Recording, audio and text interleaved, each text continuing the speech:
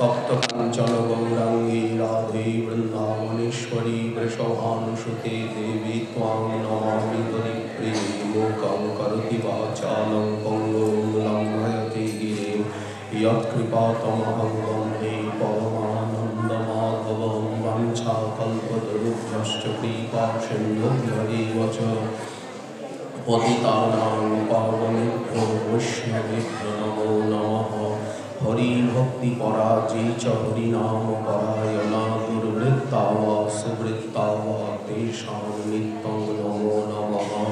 नमो धर्माय महते नमः कृष्णाय वेधसे ब्राह्मणेभ्यः नमस्कृत्य धर्मान् वक्ष्ये सनातनान् नारायणं नमस्कृत्य नरं चैव नरोत्तमं देवीं सरस्वतीं व्यासं ततो जयमुदीरये।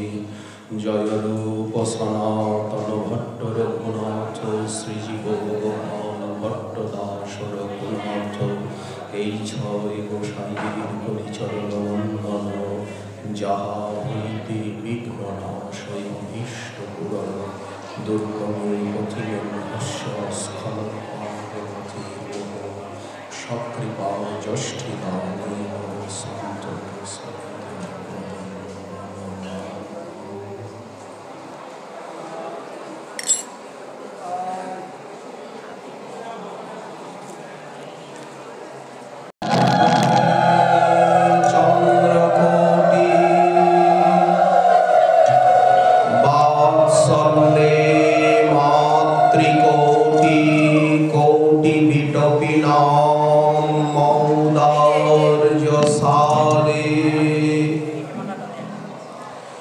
গাম্ভীর্যে অম্বধি কোটি মধুরি মণি সুধা ক্ষীরমাধিক কোটি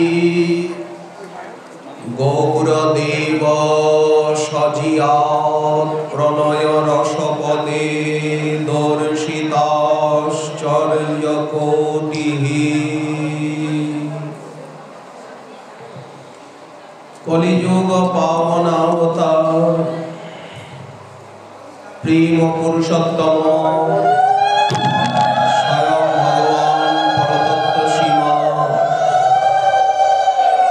শ্রী শ্রী রাধা মাধব মিলিত তনু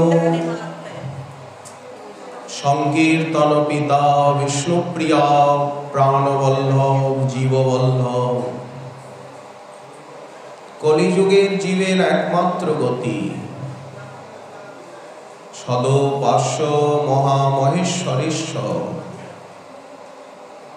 সর্বাবতার সার শিরোমণি আনন্দ কন্দ নদী আনন্দ শ্রী শচীনন্দনের পরম অন্তরঙ্গ প্রিয় পার্ষদ প্রবর পরম পূজ্য পাদ বৃন্দারণ্য নিবাসী গৌর উদ্গান সরস্বতী শ্রীল প্রবোধানন্দ সরস্বতী পাদ তিনি তার চৈতন্য চন্দ্রামৃতে 101তম শ্লোকে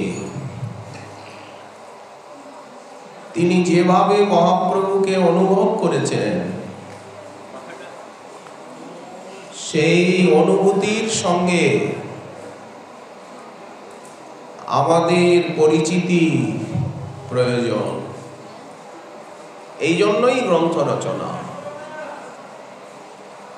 যার আরাধনা করব, যার চরণে দেহ মন প্রাণ নিবেদন করব, তিনি কেমন, তার স্বভাব চরিত্রই বা কি প্রকার, কি পাব, আর কি বা হারাবো, এরই সমীক্ষা সমাধান। কত সুন্দর আমাদের অভীষ্টদেব প্রাণপতি বললেন সৌন্দর্যে কোটি কোটি কাম। কি 1 কোটি? বললেন না না, কোটি কোটি কোটি কোটি কোটি কোটি বলতেই থাকুন না, আপনি বলতেই থাকুন। সাক্ষাৎ মন্মথ মন্মথ। আর মাধুর্য,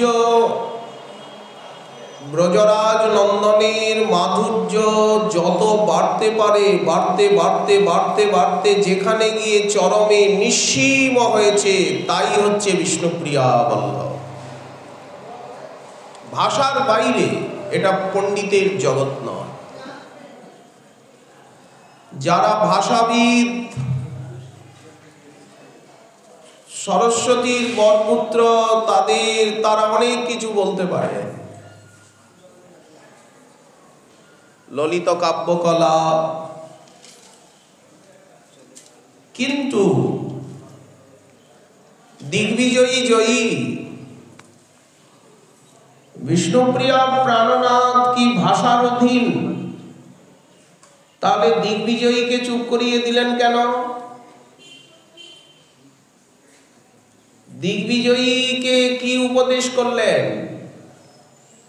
অনেক শাস্ত্র গ্রন্থ অধ্যয়ন করেছ, অনেক জয়পত্রী নিয়েছ, তাড়াতাড়ি সকাল সকাল কৃষ্ণ ভজন করো। সেই বিদ্যার ফল জানিহ নিশ্চয়, কৃষ্ণপাদ পদ্মে যদি চিত্তবৃত্তি রয়। পড়ে শুনে কেন লোক ভক্তি জানিবারে, সে যদি না জানিল তো বিদ্যায় কি করে? দিগ্বিজয়ীকে চুপ করিয়ে দিলেন কিনা? মহত্তম গঙ্গায়া, সেই শ্লোকে ভুল ধরে। তখন তো উনি পাণ্ডিত্যকে ছেড়ে দিলেন, ঘোড়া দোলা লোকজনকে সব বিদায় দিয়ে একাকী হয়ে গেলেন মনে বনে কোণে। এই হচ্ছে সাধন। এটা পাণ্ডিত্যের রাস্তা নয়, ভাষণের নয়, চোখের জলে। কৃষ্ণ বলি কাঁদিলে সে কৃষ্ণনাথ মিলে। সৌন্দর্যে কোটি কাম, এতটুকু শব্দ, কিন্তু সাধন না করলে, তাকে না দেখলে, প্রেম না হলে বোঝা যাবে না যে উনি কোটি কাম কি করে। ভাষাটুকু, এতটুকু ভাষা মাত্র। সৌন্দর্যে কাম কোটি। ভগবান দাস বাবা কত বললেন, তুমি তো একবারও বৃন্দাবনে গেলে না দিদি। আচ্ছা যাব, তুমি যখন বলছো ভাই। কতদিন ঠিক হলো, কতবার যাওয়ার কথা। এইখানে উনি এই মন্দিরে সিদ্ধ তোতারাম দাস বাবার সহায়তায় মহারাজ নদিয়ার রাজাধিরাজ মহারাজ কর্তৃক এই মন্দির নির্মিত। তো তখন প্রাণবল্লভ এই মন্দিরে, কালনাথ থেকে ভগবান বাবা এসেছেন, চলো দিদি আজকে তোমায় বৃন্দাবন নিয়েই যাব, চলো। সেকালের দিনে গরুর গাড়ি। বাবা বললেন, উনি বৃন্দাবনের মহিমা সৌন্দর্য, ওখানে সাধন ইত্যাদি বোঝালেন। অজানা অচেনার আনন্দে সকলেরই মন নাচে। উনি শ্রীমন্দিরে এলেন, তাহলে আমাকে আদেশ দাও একটু বৃন্দাবন ধাম দর্শন করে আসি। এই বলে উনি তাকিয়ে আছেন, দেখি উনি কি বলেন। প্রেমিকের সঙ্গে তো উনি কথা বলেন। আমরা দেখছি বিষ্ণুপ্রিয়া বল্লভ নড়েন না, চড়েন না, ঠাই দাঁড়িয়ে আছে। কিন্তু প্রেমিকের কাছে এমন নয়। প্রেমিকের কাছে উনি বিগ্রহ হয়েও নড়েন, চড়েন, চলেন, বলেন, নাচেন, কথা বলেন, আবদার করেন যে আজকে কি কি করেছ। যেমন সনাতন গোসাইপাদকে বললেন, এইগুলি খাওয়া যায়, এইগুলি তুমি ভোগ লাগিয়েছ, এই বলে হাত ঠেলে দিচ্ছেন, এইগুলো ভোগ লাগিয়েছ। সজীব হয়ে যান বিগ্রহ। যখনই আপনি রুচি আসক্তি স্তরে চলে যাবেন, আপনার কাছেও উনি সজীব হয়ে যাবেন, কথা বলবেন, শয়নেই হোক, স্বপনেই হোক, প্রত্যক্ষেই হোক। তখন ভুল ভেঙে যাবে। বিগ্রহ নহ তুমি সাক্ষাৎ ব্রজেন্দ্রনন্দ। নিজের জীবনে না ঘটলে সংশয় সন্দেহ থেকেই যাবে। তো উনি কি বুঝলেন, কি দেখলেন, ওটা প্রেমিকই জানেন। প্রেম রাজ্যটা সম্পূর্ণ অগম্য, ওটা অন্তর্জগৎ, আর এটা হচ্ছে বাহ্য জগৎ। এটা নারকেলের খোসা, নারকেলের আঁচি, আর ভিতরের যে শ্বাস সেটা তো ভিতরে, সেটা তো দেখা যায় না, ভাঙবেন তবে তো। ঠিক তেমনি আমরা যে জগৎটাকে দেখি, এটা নারকেলের উপরে ছাবাটা, আঁচিটা মাত্র দেখি। ওই আঁচি নিয়ে, ছাবা নিয়ে গোলমাল করি। আরে বাবা, এগুলোকে ফেলে দিয়ে নারকেলটা ভালো করে ছেঁচে এইবার ভাঙো, ভেঙে কুড়িয়ে এইবার ক্ষীর মিলিয়ে আর নাড়ু করে ভোগ লাগাও, আস্বাদন করো। তখন লোকে কি করে, নারকেলের ছাবা, খোসা, আঁচিটা ফেলে দেয় কিনা। তেমনি যখন অন্তর্জগতের স্বাদ পাওয়া যায়, তখন বাহ্য জগৎটা ওই রকম খোসার মতো হয়ে যায়। এই জগতের দিকে আর দৃষ্টি নাই। জড়ে উদাসীন, ভজনে প্রবীণ, নিত্য লীলা অনুরক্ত। তখন জড় জগতে উনি উদাসীন, দেহেও উদাসীন। বলছে তোমার এই হয়েছে, তুমি মরে যাবে, বলে মরবো মরবো, কি হয়েছে তাতে? আবার ভালো কুলে জন্ম নেব, আরো ধনীর ঘরে জন্ম নেব, আরো উচ্চকোটির সাধুসঙ্গ পাবো, আরো সাধন করব, আরো এগিয়ে যাব, মরবো মরবো, এই মুহূর্তেই মরবো। অর্থাৎ এইরকম মন মেজাজ হয়ে যায়। জড়ে উদাসীন, ভজনে প্রবীণ, নিত্য লীলায় অনুরক্ত। ওনার চেতনা, ধ্যান ধারণার এই জগতে থাকে না, সব সময় নিত্য লীলা। তো চৈতন্য দাস বাবা ওই মহাপ্রভুর শ্রীমুখের দিকে তাকিয়ে, উনি তো ঘন্টার পর ঘন্টা তাকিয়ে থাকেন, ওনার তো চোখে পলক পড়ে না।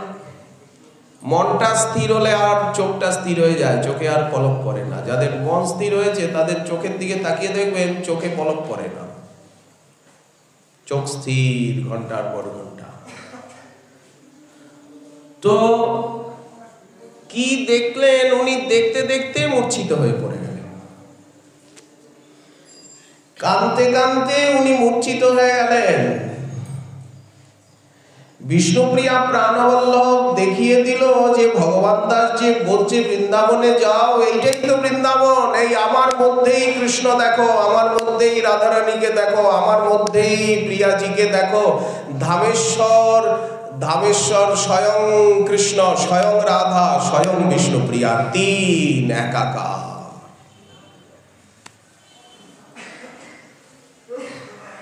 ধামেশ্বর বললেন তোমাকে কোথাও যেতে হবে না, তুমি আমার সেবার দিকে দৃষ্টি রাখছো, তুমি নাচ গান করছো, কত কথা শোনাচ্ছ, সারা রাত জেগে জেগে আমার সঙ্গে কত তুমি কথাবার্তা বলছো, আমার সঙ্গে কত ঝগড়াঝাটি করছো, মান অভিমান প্রণয়।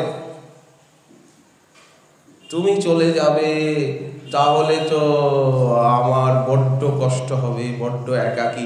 আচ্ছা, ভগবান দাস যে বলছে তোমার বৃন্দাবন দেখাবে, এইখানেই নবদ্বীপেই আমি তোমাকে বৃন্দাবন দেখিয়ে দেব, তুমি যেও না। চোখ হলে তো সব জায়গায় সবকিছু দেখা যায়, আর চোখ না থাকলে তো বৃন্দাবনে বসেও বানরের উৎপাতি চোখে পড়বে। হাট বাজারই তো দেখবো, আর যখন চোখ হবে তখন তো দেখব, যেমন ব্রজনাথ, ন্যায়রত্ন, মথুরানাথ, পদরত্ন দেখলেন। দেখলেন কিনা নাটুয়া গৌড়ে? বিহারি দেখলো কিনা? কুম্ভকার যে বানিয়েছে।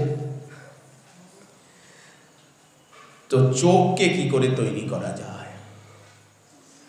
মনটাকে তৈরি করা, শরীরটাকে তৈরি করা, গঙ্গায় স্নান করে করে, গঙ্গার জলে চুবিয়ে চুবিয়ে কাপড় যেমন কাচে, তেমনি শরীরটা বারবার স্নান করিয়ে করিয়ে শরীরটাকে চিন্ময় বানানো। এই ঠান্ডা লাগছে, গরম লাগছে, রোগ হচ্ছে, ব্যাধি হচ্ছে, পরাপেক্ষা এইসবের উপরে চলে যাওয়া। আর মনটাকে গ্রন্থ অনুশীলন করিয়ে করিয়ে করিয়ে করিয়ে, চিন্তন করিয়ে করিয়ে, মনকে চাবুক মেরে মেরে মনকে তৈরি করা।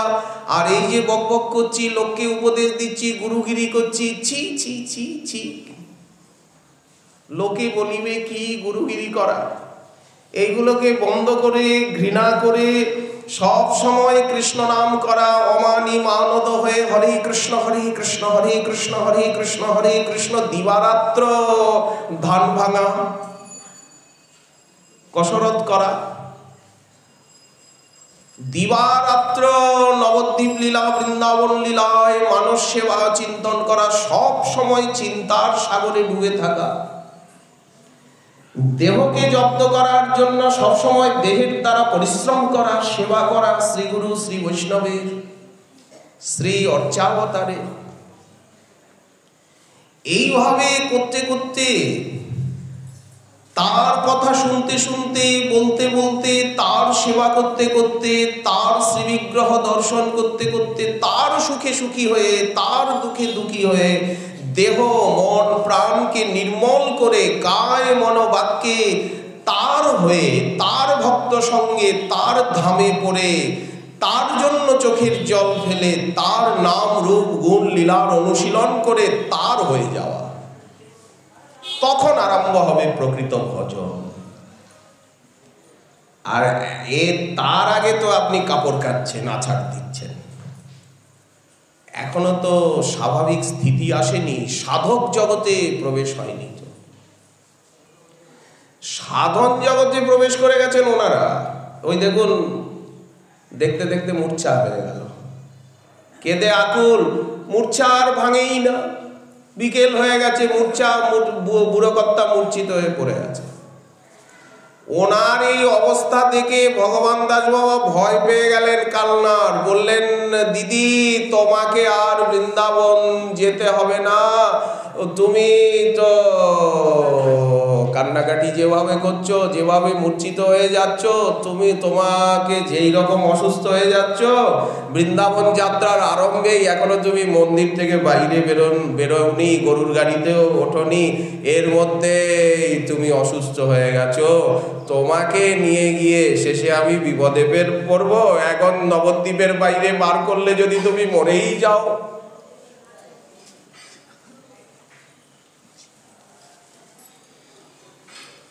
এতটা ভালোবেসেছেন নবদ্বীপকে, মহাপ্রভুকে।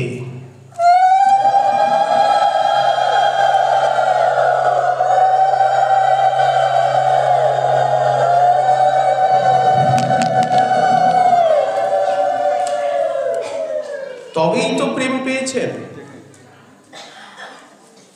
তবেই তো অনর্থ নিবৃত্তি হয়েছে। আর মাতৃশ জীব এখনো নাম লেখাতে পারেনি, এখনো কেজি 1-এই পড়ে আছে, প্রাথমিক প্রবেশিকায়। অথচ নিজেকে পণ্ডিত, জ্ঞানী, গুণী কি না নিজেকে ভাবি, শান্ত শিষ্ট লেজ বিশিষ্ট ভদ্রলোক। যদি ওনাদের সাধনের দিকে, আচরণের দিকে দৃষ্টি দেওয়া যায়, তাহলে কি আর মুখ দিয়ে কথা বেরোয়? না এই উঁচু আসনে বসা যায়? সব ভেলকি বলে মনে হয়। শ্রদ্ধা হলেই জগৎটা মুছে যাবে, শ্রদ্ধা হলেই এই জগৎটা অন্ধকার হয়ে যাবে, শ্রদ্ধা হলেই প্রেম তো বহুদূরে, এই জন্মে যদি শ্রদ্ধাটুকু অর্জন করতে পারি। শ্রদ্ধা কি করলে শ্রদ্ধা হবে আমার, কি করলে আমি এগোতে পারবো? আমি তো অন্ধ।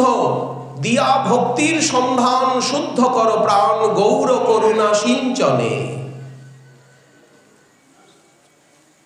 এই জন্য এই রাস্তা পাণ্ডিত্যের নয়, ভাষণের নয়। ওই দেখুন বৃন্দাবন নবদ্বীপকে কত ভালোবেসেছেন, মহাপ্রভুকে কত ভালোবেসেছেন, যে আমি নবদ্বীপের বাইরে যাব, আমি বিষ্ণুপ্রিয়া প্রাণবল্লভকে দিনের ভিতরে 50 বার 100 বার দেখি, তাকে তাম্বুল সাজিয়ে, তাকে তাম্বুল দিই, মার্জন সেবা করি, মালা গাঁথি, আমি তাকে নিয়ে সারাদিন থাকি। বৃন্দাবনে যাব, যেতেও 15 দিন 1 মাস গরুর গাড়িতে করে যেতে, কতদিন কত দূর, তাহলে কি হবে? আর মহাপ্রভু বললেন তুই যাবি, তাহলে কি হবে? আমি তো একা হয়ে যাব। কেঁদে কেটে আকুল মূর্ছা। ভগবান বাবা ওনাকে রেখে সেবা শুশ্রূষা করে চলে গেলেন। দিদি তোমাকে আর বৃন্দাবনে যাওয়ার দরকার নেই, বৃন্দাবনে গিয়ে সাধন ভজন করে যা পাওয়া যায় তুমি এখানে নবদ্বীপে বসে সেই সব পেয়ে গেছো গো দিদি, সব পেয়ে গেছো। এই পাওয়া নিয়ে তো কথা, কেউ নবদ্বীপে বসে পাক, আর কেউ বৃন্দাবনে বসে পাক, আর নীলাচলে বসে পাক, কি ওই আদারে বাদারে বসেই পাক। পাওয়া নিয়ে তো কথা। কি করে পাওয়া যায়? এই ভাবরত্ন কি করে লাভ হয়? সৌন্দর্যে কামকোটি। দেখলেন মহাপ্রভুর সৌন্দর্য একটু যদি চোখে লাগে, তাহলে এইরকম মানুষ অ্যাবনর্মাল হয়ে যায়, অপ্রকৃতিস্থ হয়ে যায়, তার কোনো দিশে থাকে না। তিনি এখন রাত্রি কি দিন, এখন উনি কোথায় বসে আছেন, কি করছেন, আজকে কি বার, কি নক্ষত্র, কি তিথি, বলে বাবা কিছু মনে নেই, সব তালে গলে হরিবোল হয়ে গেছে, সব এক হয়ে গেছে। এত বড় গোল্লা। অখণ্ড মণ্ডলাকারম ব্যাপ্তম যেন চরাচরম। ওই রাজ্যে প্রবেশ হয়ে গেছে। স্থাবর জঙ্গম দেখে না দেখে তার মূর্তি, সর্বত্র হয় তার ইষ্ট দেব স্ফূর্তি। নিত্যলীলা স্ফূর্তি হচ্ছে। ঘর দুয়ারও দেখছেন না, এইসব ঘর দুয়ার সব মুছে গেছে ওনার চোখের সামনের থেকে। শাস্ত্রে যে নিত্য ধামের নিত্য স্বরূপ বর্ণনা আছে, সেই স্বরূপ উনি দর্শন করছেন, নিত্যলীলা দেখছেন। নিত্যলীলা সুখময় সদাই স্ফুরুক মোর মনে। সাধক কি করবেন? প্রার্থনা করবেন, কামনা করবেন যে আমার কবে সেই দশা হবে, কবে কৃষ্ণ নাম গৌর নাম করিতে উচ্চারণ, পুলকিত দেহ গদগদ বচন, বৈবর্ণ বেপথু হবে সংঘটন, অবিরাম নেত্রে ববে অশ্রুধা।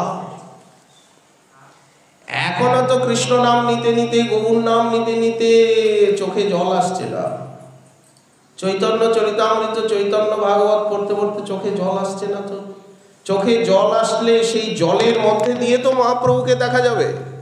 ওই জলই তো লেন্স, চোখের জলই তো মাইক্রোস্কোপ, চোখের জলই তো অনুবীক্ষণ দুর্বীক্ষণ।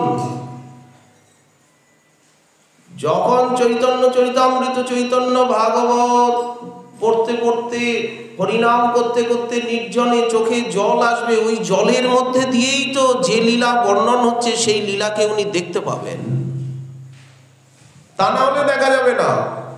ভবমহাদাবাগ্নি, এইখানে যে দাউ দাউ করে অহংকার অভিমান কামনা বাসনার আগুন জ্বলছে, ওই আগুন চোখের জলেই বোঝাতে হবে।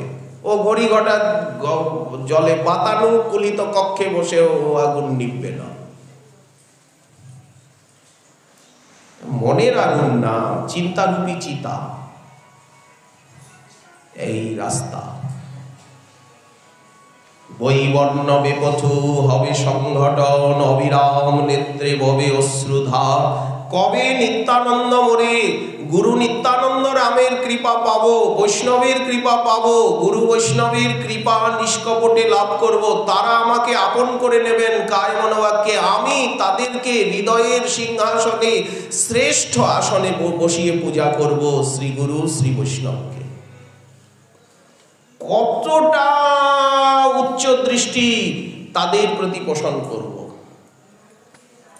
তারা যে পরম ভগবতীয় এই অনুভব লাভ করব, তারা যে প্রভুর নিজজন, তারা যে কৃপারই দূত, প্রভু দূত পাঠিয়েছেন, এই রূপে কবে বৈষ্ণব দেখিয়া পরিব চরণে হৃদয়ের বন্ধু জানি।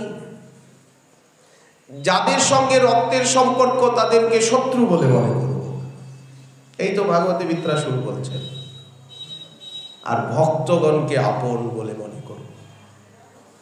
মমোত্তম শ্লোক জনীষু সক্ষম, যাদের সঙ্গে রক্তের সম্পর্ক তাদেরকে দেখলে একেবারে আগুন লেগে যায়। আর যারা ভজন করছেন তাদেরকে দেখলে বুক শীতল হয়ে যায়। জন্মে জন্মের পরম বান্ধব, পরম আপন বলে মনে হবে। মমোত্তম শ্লোক জনীষু সক্ষম, সংসার চক্রে ভ্রমত স্বকর্মভি, তন্মায়য়া আত্মজদারগে স্বাসক্ত চিত্তস্য ননাথ ভূয়া। এই তো বিত্রাসুর প্রার্থনা করছে। এই জন্য কবে নিত্যানন্দ মোরে করিবেন দয়া। আমার জন্য কি নিতাই আসবে এখন? আমি কি এত ভাগ্যবান যে আমার জন্য নিতাই ছুটে আসবেন ধরণী ধরেন্দ্র? আমার জন্য ছুটে আসবেন শ্রী গুরুদেব শ্রী বৈষ্ণব, তারা এসে হাত ধরবেন। আমি পিছলে পড়ে যাচ্ছিলাম, ঠ্যাং ভাঙত।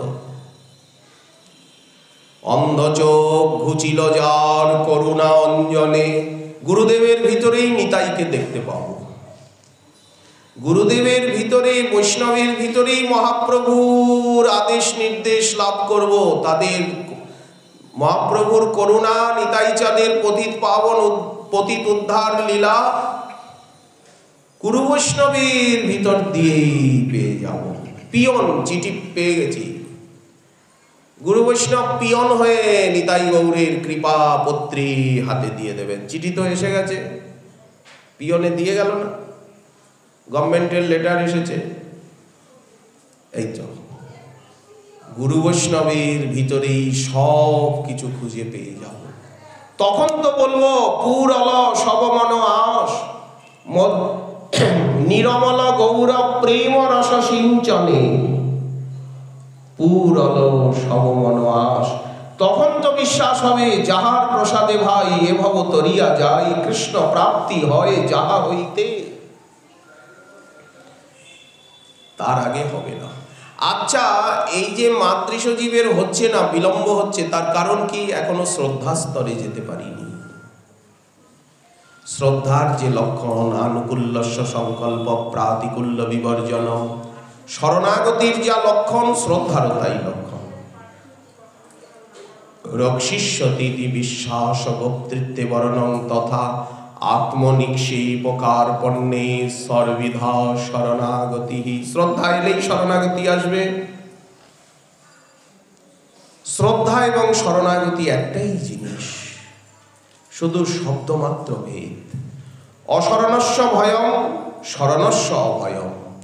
যিনি শরণ নিয়েছেন তার কোনো ভয় নেই, যিনি শরণ নেননি তার ভয়।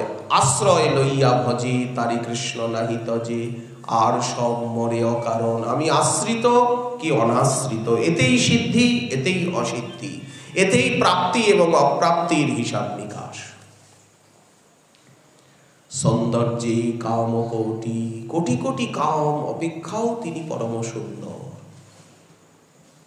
কেন হবেন না? বাইরে রাধারানী, ভিতরে কৃষ্ণ, দুই এক। আমরা আলোচনা করে এসেছি, মহাপ্রভুর কেশের দিকে তাকালে রাধারানীর কেশের শোভা, ভিতরে কৃষ্ণের কেশ। প্রতি অঙ্গে অঙ্গে, প্রতি অঙ্গ প্রত্যঙ্গে মহাপ্রভুর কেশ দেখা যাচ্ছে। বাইরে রাধারানীর কেশ, ভিতরে শ্রীকৃষ্ণের কেশ। দুই কেশ এক হয়ে তো মহাপ্রভুর কেশ হয়েছে। এখন ভার সামলাবে কে? মহাপ্রভুর নয়ন, বাইরে রয়েছে রাধারানীর নয়ন, রাধারানীর নয়নের পিছনে রয়েছে কৃষ্ণের নয়ন। দুই নয়ন একাকার হয়ে গেছে। তবে তো মহাপ্রভুর নয়ন আকর্ণ বিশ্রান্ত কমল দলায়ত। ভ্রু, আগে রাধারানীর ভ্রু, তার পেছনে রয়েছে কৃষ্ণের ভ্রু, এবার একাকার হয়ে গেছে। এইরকম প্রত্যেকটি অঙ্গ প্রত্যঙ্গ বুঝতে হবে। মহাপ্রভুর প্রত্যঙ্গ বর্ণন স্তবরাজ রয়েছে অদ্বৈত প্রভু কর্তৃক রচিত। মহাপ্রভুর প্রত্যঙ্গ বর্ণন স্তবরাজ দেখবেন অদ্বৈত প্রভু রচিত। নরহরি সরকার ঠাকুরের শ্রী শচীনন্দনাষ্টক দেখবেন কি অদ্ভুত বর্ণনা। কৃষ্ণদেব সমভবৎ, কলিযুগের জীবগণকে মোহগ্রস্ত জেনে, পাপগ্রস্ত জেনে, অন্ধপঙ্গু আতর জেনে কৃষ্ণ স্বয়ং সমভবৎ। শ্রীকৃষ্ণ স্বয়ং গৌর হয়েছেন। সেই গৌরাকৃতি শ্রীকৃষ্ণে, স্বর্ণবর্ণ শ্রীকৃষ্ণে, রুক্মবর্ণ শ্রীকৃষ্ণে, কনক কেতকী কৃষ্ণে বৃন্দাবনে গেলে যে কৃষ্ণের আপনি দর্শন পাবেন তিনি হচ্ছেন শ্যামবর্ণের কৃষ্ণ। নবজলধর রসে ঢর ঢর, বরণ চিকন কালা, অঙ্গেরি ভূষণ রজত কাঞ্চন, যেন মণি মুকুতার মালা। জোড়া ভুরু যেন কামের কামান, কেবা কইল নিরমান। ওগো তরল নয়নে তেরছ চাহনি, বিষম কুসুম পান। এই বৃন্দাবনের কৃষ্ণ। মালতী ফুলের মালাটি গলে, হিয়ার মাঝারে দোলে, নীল গলায় মালতী ফুলের সাদা হালকা সুগন্ধি মালা। মালাটা নীল হয়ে গেছে। সাদা মালা নীল বুকে গিয়ে খালি মালা নীল হবে কেন? সারা বনভূমি নীল হয়ে গেছে, সারা জগৎ নীল হয়ে গেছে। নীলম মধুরিম সাম্রাজ্যম আরাধনম। কৃষ্ণ কর্ণামৃতে লীলাসুখ যেভাবে বর্ণন করেছেন, সেই মধুরিমার সাম্রাজ্য, সেই নীল জ্যোতিকে আরাধনা করি। যিনি মাধুর্য বারিধি মদাম্বু তরঙ্গ ভঙ্গি। কি ভাষা, কি ভাব কৃষ্ণ কর্ণামৃতে। তেমনি চৈতন্য চরিতামৃতে মহাপ্রভুর সৌন্দর্য মাধুর্য বর্ণনায় অদ্বিতীয় শ্রীল সরস্বতী পাদ। এমন গ্রন্থ আর হয়ই না। মহাভাবের ভাষা, মহাভাব মসিতে বিলিখিত। প্রাকৃত জগতের কোনো শব্দ ভাব ভাষা এখানে নেই, সব অপ্রাকৃত। ওটা তো মহাভাবের রাজ্য। গৌর পার্ষদগণ তো সব মহাভাব রসে মগ্ন। মালতী ফুলের মালাটি গলে, হিয়ার মাঝারে দোলে, উড়িয়া পড়িয়া মাতল ভ্রমরা, তারা ঘুরিয়া ঘুরিয়া বুলে। কপালে চন্দন ফোটার ছটা, আমার লাগিল হিয়ার মাঝে। কি জানি কি ব্যাধি মরমে পশিল, আমি না কহি লোকের লাজে। এইখানে নীল আকাশে যেন পূর্ণচন্দ্র, শ্রীকৃষ্ণের ললাটটা যেন নীল আকাশ, আর এখানে চন্দন বিন্দু যেন পূর্ণচন্দ্র। রাধারানী বলছেন যে ওই যে চন্দনের ফোঁটাটা, সারা অঙ্গ তো দেখতে পারলাম না, আমার সামর্থ্য নেই। তার অঙ্গুলি হেলনে যে মাধুর্যের প্রকাশ হচ্ছে, আমি যদি সারা জীবন ওই আঙুলটুকুর দিকে তাকিয়ে থাকি তো আমি পার পাবো না। তো আমি তো সর্ব অঙ্গ দেখতে পারলাম না। ওই চন্দনের ফোঁটাটার দিকে দৃষ্টি গেল, সঙ্গে সঙ্গে বুকের ভিতরে দেখছি চন্দনের ফোঁটাটা এসে গেছে। আচ্ছা বলো দেখি, চন্দনের ফোঁটা ওই নীল আকাশে ছিল না আমার বুকের ভিতরে কি করে এলো? এইরকম সব কথাবার্তা বলছে, অসংলগ্ন, যার কোনো উত্তর নেই। কপালে চন্দন ফোটার ছটা আমার লাগিল। চন্দন ফোটার চারিদিকে আবার ফাগু বিন্দু রয়েছে, আবিরের বিন্দু রয়েছে। লাগিল হিয়ার মাঝে, অথবা চন্দন ফোটার মাঝখানে একটা ছোট্ট আবিরের বিন্দু দেওয়া হয়েছে। তখন রাধারানী বলছেন যে সখী, আমি দেখলাম কি যমুনার নীল জলে কে যেন একটা রূপার পাত্র দিয়ে, রূপার থালা দিয়েছে, রূপার থালা দিয়ে রূপার থালার মাঝখানে একটা জবা ফুল দিয়েছে। সূর্যের পূজা করতে গেলে বা একটা জবা ফুলই তো লাগে সূর্যার্ঘ্যে। সখী বলছে বুঝতেই পারছি না তুমি কি বলছো। যমুনা কোথায় দেখলে? বললেন কেন, ওই ললাটটা যেন যমুনা, আর রূপার থালাটা বলেন ওই যে চন্দন বিন্দু, আর তার রূপার থালায় যে পুষ্পপাত্রে যে একটা জবা ফুল, বলেন কেন, ওই যে আবিরের বিন্দুটা এখানে রয়েছে।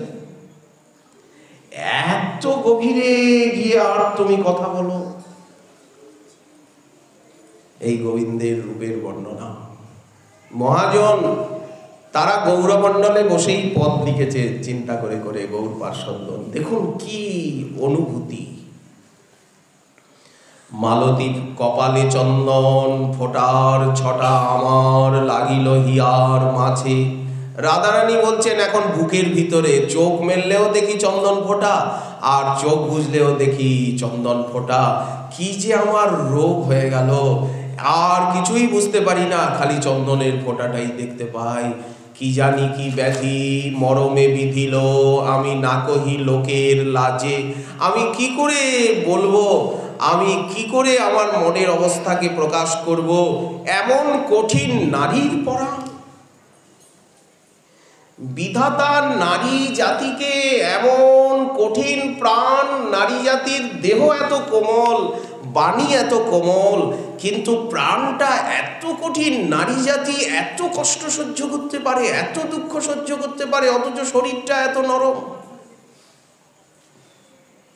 এমন কঠিন নারীর পরাণ বাহির নাহিক হয়, না জানি কি জানি হই হয় পরিণামে।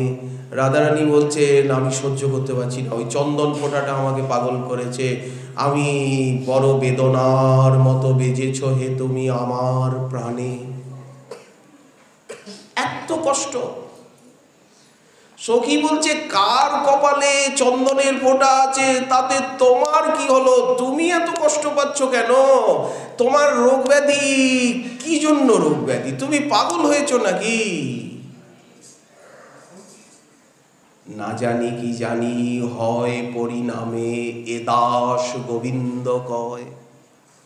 রাধার কি হইল অন্তরে ব্যথা, বসিয়া বিরলে থাকয়ে একলে।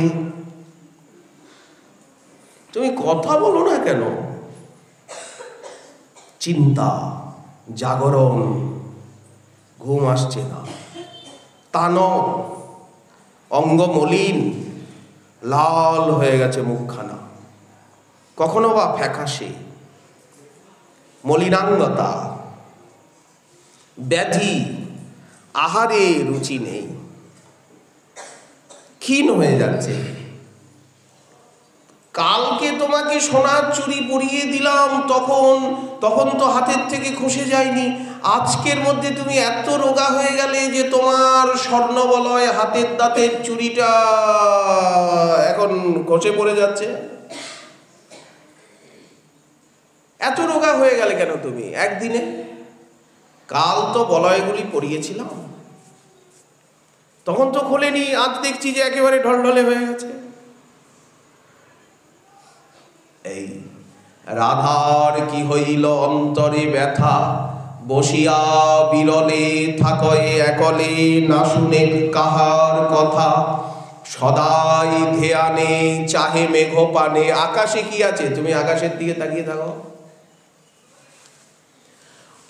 ময়ূরের কণ্ঠে, ময়ূরের কণ্ঠটা দেখতে থাকো। ময়ূরগুলো ঘুরছে, ময়ূরকে ধরেছেন, একটা ময়ূরকে ধরে আর ময়ূরের কণ্ঠটা দেখছেন। কি আছে ময়ূরের কণ্ঠে? আকাশের দিকে তাকাও কেন? মাধবেন্দ্র পুরীপাদ মেঘ দেখে মূর্ছিত হয়ে যান। মুকুন্দ দাস নরহরি সরকার ঠাকুরের বড় ভাই, তিনি বাদশাহের বৈদ্য, বাগানের মধ্যে টুঙ্গিতে বাঁশের মাচাতে বাদশাহের সঙ্গে চিকিৎসা বিষয়ক কথাবার্তা বলছেন। বড় বড় আমবাগান গৌড়ে মালদহে, সে আমবাগানের ভিতরে সুন্দর গঙ্গার পাড়ে বাঁশের উঁচু মাচা করা আছে সুরক্ষার জন্য। আশেপাশে প্রহরী আছে, ওটা বাদশাহেরই বাগান। গঙ্গা দেখা যাচ্ছে, ওখানে বসে বাদশাহ চারিদিকে গঙ্গার শোভা দেখেন, হাওয়া খান, ওনার শরীর স্বাস্থ্যের পরীক্ষা করে রোজ মুকুন্দ দাস। বাদশাহের শরীরটা ভালো আছে কিনা? না, ভালো আছে। চিন্তা করবেন না জাহাপনা, ঠিক আছে। হ্যাঁ হ্যাঁ হ্যাঁ ঠিক আছে। এর মধ্যে বাদশাহকে হাওয়া দেওয়ার জন্য ময়ূরপুচ্ছের এরকম বড় পাখা এনেছে সেবক। সেই পাখাটা দেখেই মুকুন্দ দাস মূর্ছিত হয়ে আর নিচে পড়ে গেছেন। মাচা তো হঠাৎ ওনার চৈতন্য হারিয়ে ফেলেছেন। চৈতন্য হারিয়ে ফেলে বসা মানুষটা শুয়ে পড়েছেন, কাত হয়ে পড়েই গেছেন ধপাস করে। তাড়াতাড়ি বাদশাহ মই মেয়ে নিচে নেমে এসেছেন। মুকুন্দ, মুকুন্দ, তোমার লেগেছে কি? কি হলো? এরকম তোমার কেন হলো? তুমি কি কোনো সাধন টাধন করো? ভূত প্রেতের সাধন করো? তুমি কি কোনো ফকির? ভূত প্রেতের সাধন করো? এ কি তুমি কাঁপছো কেন? চোখের জল ভূতে ধরেছে নাকি? তুমি কোনো প্রেতের মন্ত্র জপ করো? গোপনে গোপনে কোনো প্রেত সাধনা করো? মুকুন্দ কি বলবেন? মুকুন্দ বললেন, হুজুর কি বলবো, আমার এরকম মাঝে মাঝে রোগ ব্যাধি হয়, ফিট হয়ে পড়ে যায়, হট করে ফিট হয়ে যায়। বাদশাহের একটা সন্দেহ হলো, মুকুন্দ নিশ্চয়ই সাধক, গোপনে গোপনে কিছু সাধন ভজন করে, সে প্রেত সাধনই হোক যাই হোক। আঘাত লেগেছে কি? বলেন না, কোনো ব্যথাটা, এত উঁচুর থেকে তুমি পড়ে গেছো ধপাস করে, কোনো অথচ কিছু লাগেনি, তার মানে কোনো ভূত প্রেতের কিছু আছে। আসলে মুকুন্দ দাস পরম প্রেমিক। ময়ূর পুচ্ছ দেখেই শ্রীকৃষ্ণের ওই চূড়ার কথা মনে পড়েছে। শিখিপিঞ্চ মৌলি, শ্রীকৃষ্ণের যে কচপ্রচয় কেশকলা, তার উপরে যে ময়ূরপুচ্ছের চূড়া, স্ফীত ময়ূরপুচ্ছের চূড়া। ময়ূর যখন বেণুধ্বনি শোনেন, শ্রীকৃষ্ণ যখন বাঁশি বাজান, লক্ষ লক্ষ ময়ূর তারা ঘিরে নাচতে থাকে। আর পাখাগুলো এরকম ফরফর ফরফর ফরফর করে পাখাগুলো ছড়িয়ে দেয়। শ্রীকৃষ্ণ বাঁশি বাজান, ওরা শ্রীকৃষ্ণের চারিদিকে নাচতে থাকেন বেণুগীতিতে। এই লীলার বর্ণনা এসেছে। নাচতে নাচতে ওদের পুচ্ছগুলো পড়ে যায়। তখন সেই পুচ্ছ শ্রীকৃষ্ণ নিজের মস্তকে ধারণ করেন। ময়ূরগুলো বলে, হে প্রাণের দেবতা, আমাদের কাছে তো কিছু নেই যে তোমাকে কিছু দেব, তবে আমরা দেখি যে মানুষ আমাদের এই পাখাগুলোকে ভালোবাসে, পড়ে থাকলে কুড়িয়ে নেয়, এটা আমরা লক্ষ্য করেছি। এই জন্য তোমাকে একটা দুটো পাখা দিচ্ছি, তুমি আমাদের এই সামান্য উপহার গ্রহণ করবে কি? তো শ্রীকৃষ্ণ মনে মনে ভাবলেন যে আমি বাঁশি বাজিয়েছি আর ওরাও নেচেছে, আমার বাঁশি বাজানোতে ওরা খুব প্রসন্ন হয়ে আর আমাকে উপহার দিয়েছে। কেউ যদি কাউকে একটা উপহার দেয়, তখন মানুষ সেটা করে কি, নিয়ে আর মাথায় লাগায়। শ্রীকৃষ্ণ মনে মনে ভাবলেন যে এই বৃন্দাবনের ময়ূর, এরা তো মুনি ঋষি, এরা তো পরম ভক্ত, মুনি ঋষিরাই তো পাখি হয়ে এখানে জন্ম নিয়েছেন। কারণ বেদান্তের শাখায় বেদ অধ্যয়ন করে বেদের শাখায় শাখায় এরা পরিভ্রমণ করত। কিন্তু যখন বুঝলো যে বেদের শাখায় ঘুরে ঘুরে তো এই পরব্রহ্মকে এইভাবে নবনিরদাকার রূপে পাওয়া যায় না, তাই ওরা বেদের শাখায় বিচরণ ছেড়ে দিয়ে বৃন্দাবনের শাখায় পাখি হয়ে এসে জন্ম নিয়েছে। আর আজ শ্রীকৃষ্ণ বাঁশি বাজাচ্ছেন, ওরা এইভাবে শ্রীকৃষ্ণকে ঘিরে নাচছে নবজলধর ভ্রমে। তো শ্রীকৃষ্ণ, এরা তো ভক্ত, এরা তো সব মুনি ঋষি, এরা তো সব বেদ মন্ত্রের দ্রষ্টা, বেদ বিদ্যার প্রচারক, ধারক বাহক রক্ষক। এরা পাখি হয়ে জন্ম নিয়েছে, এরা আমাকে উপহার দিচ্ছে। তো কোনো মাননীয় ব্যক্তি যদি উপহার দেয়, সেই প্রীতির উপহারটা লোকে প্রথমে মানুষ মাথায় ঠেকিয়ে তারপর যেখানে ইচ্ছা রাখে।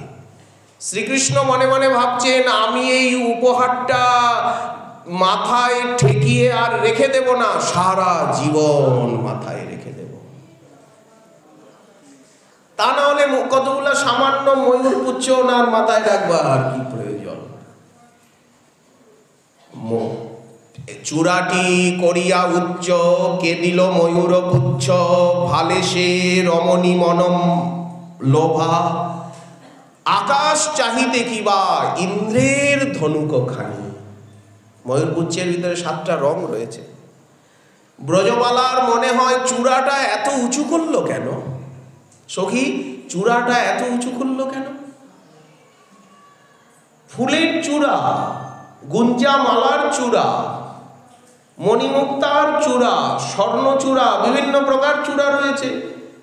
চূড়াটি করিয়া উচ্চ, কে দিল ময়ূর পুচ্ছ, ভালে সে রমণী মন লোভা, আকাশ চাহিতে কিবা ইন্দ্রের ধনুক খানি। বর্ষাকালে যখন বৃষ্টি হয়, আকাশে মেঘ আবার সূর্যের আলো, তখন রামধনু দেখা যায়, ইন্দ্রধনু এইরকম একবারে ওই মাটির থেকে, ওই গাছপালার মাথার উপর থেকে, মাটির থেকে ওই উত্তর দিক থেকে একেবারে দক্ষিণ দিক অব্দি এরকম গোল, আবার এই দিকে মাটিতে এসে লেগেছে, একেবারে স্পষ্ট 7টা রং দেখা যাচ্ছে। তখন লোকে বলে খুব বৃষ্টি হবে। এই যে রামধনু, ইন্দ্রধনু দেখা যাচ্ছে। ব্রজবালা ওই চূড়াটি দেখে মনে করেন, আকাশ চাহিতে কিবা ইন্দ্রের ধনুক খানি, নবমেঘে করিয়াছে শোভা। বড় বেদনার মতো বেজেছ হে তুমি আমার প্রাণে, তোমাকে পেতেও পাচ্ছি না, আবার ভুলতেও পাচ্ছি না, পাওয়ারও উপায় নেই, বলবারও উপায় নেই। রাধারানী বলছেন, এই রূপানুরাগ কৃষ্ণের রূপ, বাইরে আছে রাধারানীর রূপ। মহাপ্রভুর দিকে তাকালে তো আগে রাধারানীকে দেখা যাচ্ছে। শারদ চন্দ্রিকা স্বর্ণ ধিক চম্পকের বর্ণ, ফণিমণি সৌদামিনী আর, হরিতাল সে কোন ছাড়, বিকার সে মৃত্তিকার, সে কি গোরা রূপের তুলনা। জানো নাকি এই গোরা রাধারসে অঙ্গ ধরা, দরসে পরশে ধৈর্য করে দূর।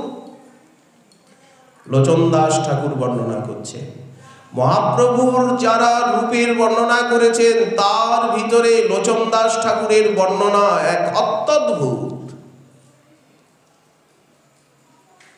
নয়নের বর্ণনা করছেন, অনুরাগের দধি দিয়া প্রেমের সাচনা, অনুরাগের দধি তাতে প্রেমের সাজা, কেনা পাতি আছে আখি দুটি, তাহাতে তাহাতে নয়নের বর্ণনা, হাসিয়া কথা কহে গুটি গুটি।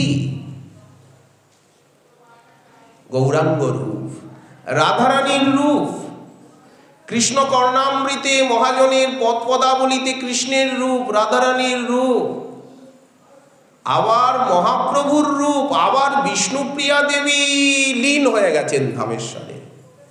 ধামেশ্বরের ফাল্গুনী পূর্ণিমার সন্ধ্যায় উনি প্রাণবল্লভের দিকে তাকিয়ে আর বৃদ্ধাবস্থায় এতদিন পরে এত হরিনাম জপ করে সারাদিন হরে কৃষ্ণ মহামন্ত্র জপ করছেন, এক নাম পূর্ণ হচ্ছে, এইদিকে একটা চাল রাখছেন, এইদিকে একটা চাল রাখছেন, এইদিকে একটা চাল রাখছেন, এইভাবে কি কোনো সম্ভব নাকি? সারাদিনে এতটুক তৃতীয় প্রহর অবধি এতটুক চাল হচ্ছে। এইবার স্নান করে এইবার নিজে রন্ধন করে ওই অন্নটুকু ধামেশ্বরকে ভোগ লাগাচ্ছেন। এইবার অতিথি এসেছে, দর্শনার্থী এসেছে, ওই সেন অমিতা কাঞ্চনা কোথায় গেলে? কে অতিথি আছে? অতিথিকে অর্ধেক দেবে। এইবার তার থেকে একটু পাচ্ছেন, এইবার যারা সেবিকা রয়েছেন তাদেরকে দিতে হবে এই সামান্য এতটুকু আহার। এই নদিয়ার গম্ভীরা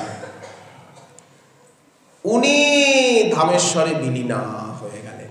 যেমন নিতাই চাঁদ এক চক্রার বাকারায় বিলীনা, যেমন মহাপ্রভু জগন্নাথে টোটা গোপীনাথে বিলীন, যেমন অদ্বৈত প্রভু মদন গোপালে বিলীন হয়ে গেলেন, ঠিক তেমনি ভগবতী পরমেশ্বরী বঙ্গবিবুধ জননী গৌর বক্ষ বিলাসিনী গৌরবল্লভা তিনি তার প্রিয়তমের সঙ্গে লীনা হয়ে গেলেন। বিষ্ণুপ্রিয়া দেবীর কোনো দেহ পাওয়া যায়নি। তাহলে বিষ্ণুপ্রিয়া দেবীর রূপের বর্ণনা দেখুন চৈতন্য মঙ্গলে। বিষ্ণুপ্রিয়ার অঙ্গ যেন কোষিত কাঞ্চন। মহাজন হরিদাস গোস্বামী লিখেছেন বিষ্ণুপ্রিয়া চরিত, গম্ভীরায় শ্রী বিষ্ণুপ্রিয়া, এত বড় গ্রন্থ। হরিদাস গোস্বামীর মতো এতটা ভগবতী বিষ্ণুপ্রিয়া দেবীর উপরে তো কেউ লেখেননি ইদানিং কালে। সবচেয়ে ইদানিং কালে পূর্ব শতাব্দীতে গৌরাঙ্গের লীলা যারা যারা লিখেছেন তাদের ভিতরে সর্বশ্রেষ্ঠতম লেখক বুড়ো শিবতলার হরিদাস গোস্বামী প্রভু, দ্বিজ বলরাম দাস বংশীয়। যে তৈত্তিক বিপ্রের মহাপ্রভু অন্ন খেয়েছিলেন সেই তৈত্তিক বিপ্রের নাম হচ্ছে সত্যভানু উপাধ্যায়। তার পুত্র হচ্ছেন দ্বিজ বলরাম দাস, নিত্যানন্দ প্রভুর মন্ত্র শিষ্য। বলরাম দাসে কয় মনোরথ সিদ্ধ হয়, ভজ ভজ শ্রীপাদ চরণ। তো সেই দ্বিজ বলরাম দাস ঠাকুরেরই বংশে জন্ম নিয়েছেন হরিদাস গোস্বামী প্রভু। এই কৃষ্ণগড়ে দোগাছিয়া বলে জায়গা। তো দেখুন তিনি যেভাবে গৌরলীলা সংগ্রহ করে করে মহাপ্রভুর নবদ্বীপ লীলা, নীলাচল লীলা, বিষ্ণুপ্রিয়া দেবীর চরিত, বিষ্ণুপ্রিয়া বিলাপ গীতি কাব্য, বিষ্ণুপ্রিয়া নাটক, গম্ভীরায় শ্রী বিষ্ণুপ্রিয়া যেভাবে উনি লিখেছেন যত পরিশ্রম করে, এমনটি গৌরলীলার উপরে পূর্ব শতাব্দীতে কেউ লেখেননি। ঊনবিংশ শতাব্দীতে নাকি বিংশ শতাব্দীতে, যাই হোক সময়ের সমীক্ষা। কোটি কাম অপেক্ষাও সুন্দর শ্রীমন মহাপ্রভু। আর এই নবদ্বীপেই সবকিছু দেখা যায়, সবকিছু পাওয়া যায়। নবদ্বীপেই যদি দেখতে না পেলাম, এই গৌরমণ্ডলেই যদি দেখতে না পেলাম, শ্রী গৌরমণ্ডল ভূমি যেবা জানে চিন্তামণি, তার হয় ব্রজভূমে বাস। যদি চিন্তামণিময় ভূমিরূপে গৌরমণ্ডল নদিয়াকে অনুভব না করতে পারলাম, তাহলে ঠ্যাং বাড়িয়ে, বড় ঠ্যাং বাড়িয়ে আর বৃন্দাবনে গিয়েও কি পাবো? কিছুই পাবো না। গৌর নিতাই নাচে দুটি ভাই সুরধ্বনির তীরে তীরে, এখানেই যদি দেখতে না পেলাম, দীঘল দীঘল চাচর চিকুর শোভিছে কাঁধের পরে।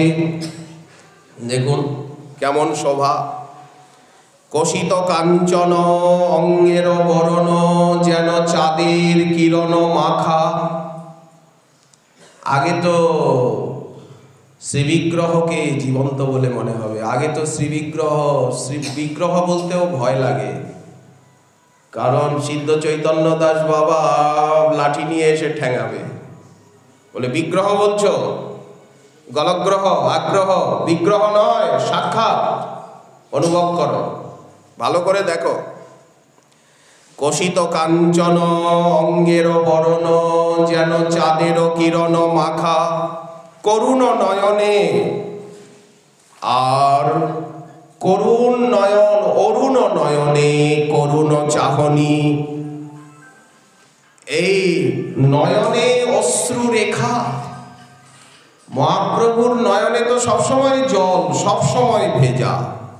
আজানুলম্বিত বাহু সুবলিত দুহাত তুলিয়া নাচে, ভকত নিচয় তারা নেচে নেচে যায় দুই প্রভু পিছে পিছে। সংকীর্তন বিনোদন লীলা এখানে সব সময় চলছে, দিনে রাত্রে 24 ঘন্টা। কারণ সংকীর্তনই তো নবদ্বীপের সম্পত্তি। এখানে তো কেউ বসে বসে ধ্যান করে না। হাসিয়া কাঁদিয়া খোল কর তালে, গাইয়া ধাইয়া ফিরে দেখিয়া সমন তরাস পাইয়া কপাট হানিল দ্বারে। এথিন ভুবন আনন্দে ভরিল, উঠিল মঙ্গল সোর, কহে প্রেমানন্দ এহেন গৌরাঙ্গে রতিনা জন্মিল তোর।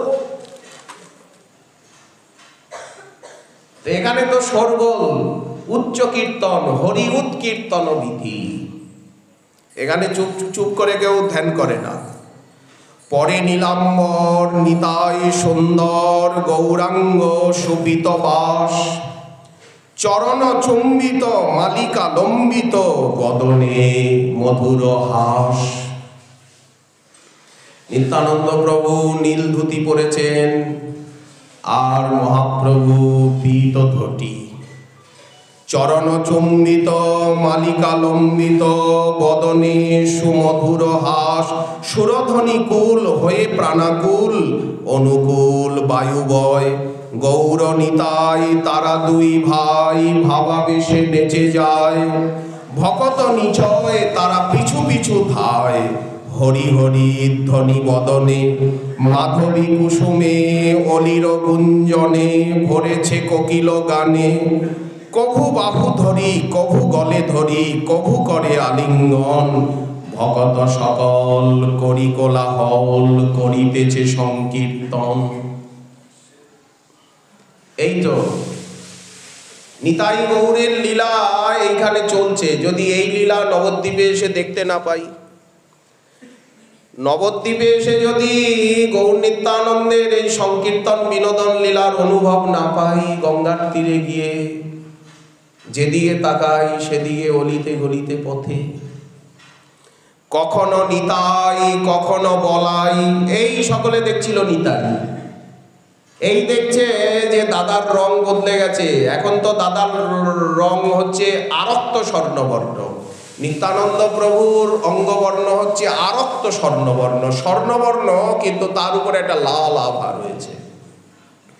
আর বলদেব চন্দ্র তো সাদা, কখনো নিতাই কখনো বলাই, এর ভিতরেই নিতাইকে বলাই দেখা যাচ্ছে। কখনো গৌরাঙ্গ হরি।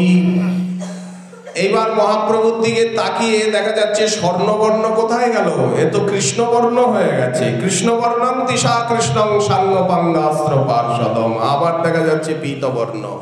কভু ঘনশ্যাম কভু বলরাম, দেখা দিচ্ছে কৃপা করি। ভক্তরা দেখছেন প্রীতি ফুলস্বরে মরমে ভেদল ভাবে সহচর ভোর। শ্রীরাসমণ্ডল দেখুন দেখিনু কখন। এই দেখা যাচ্ছিল গঙ্গার পুলিনে রাত্রিবেলা চন্দ্র ধোয়া, সেই চন্দ্র জ্যোৎস্নায় ধোয়া রাত্রিতে গঙ্গা পুলিনে মহাপ্রভু সংকীর্তন করছিলেন। এর মধ্যে দেখা গেল কোথায় গঙ্গা, এ তো যমুনা দেখা যাচ্ছে, কোথায় সাদা জল, এ তো একেবারে নীল জল। রাসমণ্ডল নবদ্বীপে দেখা যাচ্ছে। শ্রীরাসমণ্ডল দেখিনু কখন, শত শত গোপীগণ তাহাদের মাঝে নাচিতে দেখিনু রাধিকা মদন মোহন। আর মহাপ্রভুকে দেখা যাচ্ছে না, দেখা যাচ্ছে মণ্ডলী গন্ধে গোপীগণ করেন নর্তন, মধ্যে রাধা সহ নাচেন ব্রজেন্দ্র নন্দন। নাচিছে ময়ূর পেখম তুলিয়া, কোকিল করিছে গান, পাখির কুজনে মৃদু সমীরণে ভরে যায় মন প্রাণ। কত কোকিল ডাকছে, কত ময়ূরের কেকারব, কত ভ্রমরের গুঞ্জন, কত কুসুমের মিষ্টি সুবাস, কত ফুল বর্ষণ হচ্ছে, কত আনন্দ, কত আলো, খালি আলোই আলো, আলোই আলো। সারা নবদ্বীপ আলোতে ভরেই গেছে। নাচে নানা অলঙ্কার, বাদ্য ঝঙ্কার, অপ্রাকৃত কত আলো, হাতে হাতে ধরি নাচে ঘেরি ঘেরি, কি শোভা বলিব বলো। নাচে রাধা শ্যাম কিবা মনোরম, গোপীগণ তারে ঘিরে, করে রাসলীলা গোপাঙ্গনা বালা, প্রেমানন্দে যায় ভরে। চারিদিকে প্রেমানন্দের দৃষ্টি হচ্ছে। এই নবদ্বীপে, এই গঙ্গা পুলিনে, এই গঙ্গার চরে, পুলিন বলতে চর, দুই দিকে জল, মাঝখানে স্থল, হইয়া প্রকাশ গোপিকার পাশে রাধিকার প্রাণনাথ, হাতে হাতে ধরি কিবা সে মাধুরী, নাচে তারা একসাথ। এ কি স্বপ্ন? এর মধ্যে দেখা যাচ্ছে কোথায় রাসমণ্ডল, কোথায় মদনমোহন, কোথায় গোপীগণ, কোথায় রাধারানী? এ তো নবদ্বীপ। কোথায় যমুনা? এ তো গঙ্গা, এ তো গঙ্গা পুলিন। চারিদিকে আম বাগান, নানা ফলের বাগান, কদলী বন, নারিকেল বন, কত উদ্যান, কত ফুল গাছ। এ তো নবদ্বীপ। কোথায় বৃন্দাবন, কোথায় যমুনা দেখলাম? এ কি স্বপ্ন দেখছি নাকি? চোখকে বিশ্বাস করা যাচ্ছে না। ভাঙিল স্বপন বিষণ্ণ বদন, আবার দেখিব কবে। কবে আর দেখতে পাবো? হঠাৎ একটু দেখতে পেলাম ঘুমের ঘোরে। ভাঙিল স্বপন বিষণ্ণ বদন, আবার দেখিব কবে। সে আশায় আসে, সে আশার আসে, আছি পথে বসে, সে সৌভাগ্য কবে হবে। এই জন্যই নির্জনে বসে হরে কৃষ্ণ করা, কান্নাকাটি করা, হাহাকার করা। আবার কবে দেখব? এই সংসার রূপী দুঃস্বপ্ন ঘুচে গিয়ে কবে সেই সুস্বপ্ন জীবনে আবার আসবে? সৌন্দর্যে কামকোটি, সকল জন সমাহ্লাদনে চন্দ্রকোটি, বাৎসল্যে মাতৃকোটি, কোটি বিটপি নাম ঔদার্য সারে, গাম্ভীর্যে অঙ্গধিকোটি, মধুরিমণি সুধা ক্ষীরমাধ্যাত্মিক কোটি, গৌরদেব সজিয়াত প্রণয় রসপদে, দর্শিতাশ্চর্য কোটি। মহাপ্রভুর সৌন্দর্য কে বলবে? ওটা দেখলে তো মুখ বন্ধ হয়ে যাবে। দেখিনি বলেই তো বকবক করছি, বা কেউ করাচ্ছে। কে বকবক করতে পারে? কেউ বকবক করাচ্ছে। যদি দেখি তাহলে তো আর মুখ বন্ধ হয়ে যাবে, বলার সামর্থ্য থাকবে না। শ্রীমান মহাপ্রভুর কৃপা হলে আগামীকাল আবার হইবে বিষয় আশা।